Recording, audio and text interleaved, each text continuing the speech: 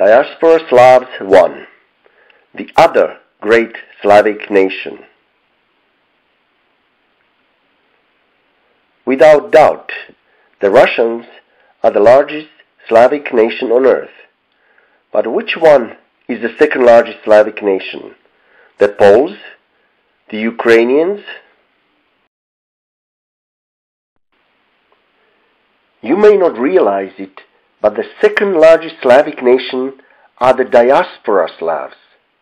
Slavs living around the world, in the Americas, Australasia, Western Europe, etc. First, second, or third generation Slavs, many of whom no longer speak any Slavic language, but have and are proud of their Slavonic roots.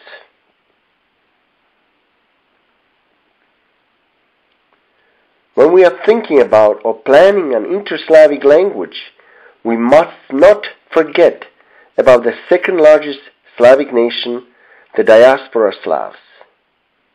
Because of them and for them, the language must be simple, regular, and easy to learn and write.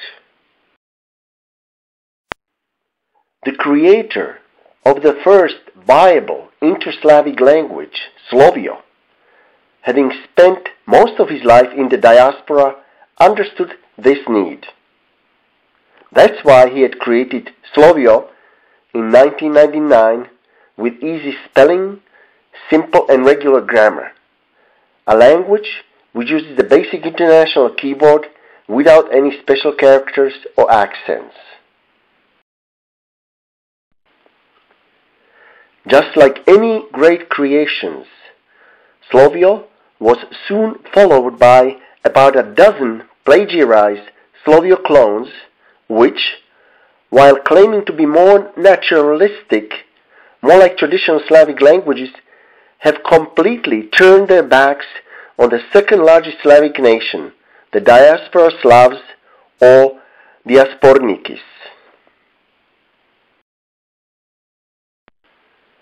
Not having lived in the Slavic diaspora, they failed to understand that tens of millions of second and third generation Slavs in the diaspora and their children have been often violently prevented from learning Slavic cultures and languages, and that there is no chance they would ever be able to learn the complicated Slovio clones with their grammatical genders, declensions, conjugations, and other irregularities.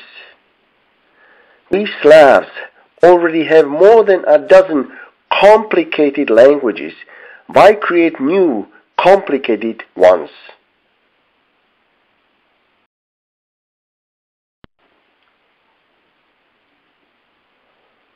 Most of the improvers of Slovio have never lived in the Slavic diaspora and have ignored the importance of this second largest Slavic nation. There were also other plagiarizers, non-Slavs, who have created their Slovio clones with one thing in mind: to divide the Slavic nation, to disrupt the unity the Slavic nation achieved after the creation of the first truly universal or Slavonic language, Slovio.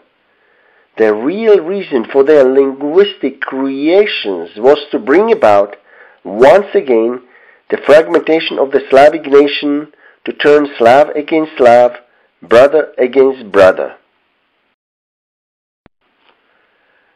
Slovio is a common language for all Slavs, regardless where they live, regardless where they have been born, regardless whether or not they speak any traditional Slavic language.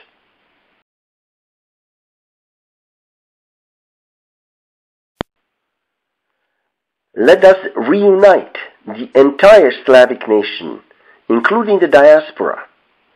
This can be done only by Slovio, which is understood by some 400 million people around the world, while easy to learn for second and third generation Slavs in the diaspora. Don't waste your time and energy on complicated Slovio clones controlled by our enemies.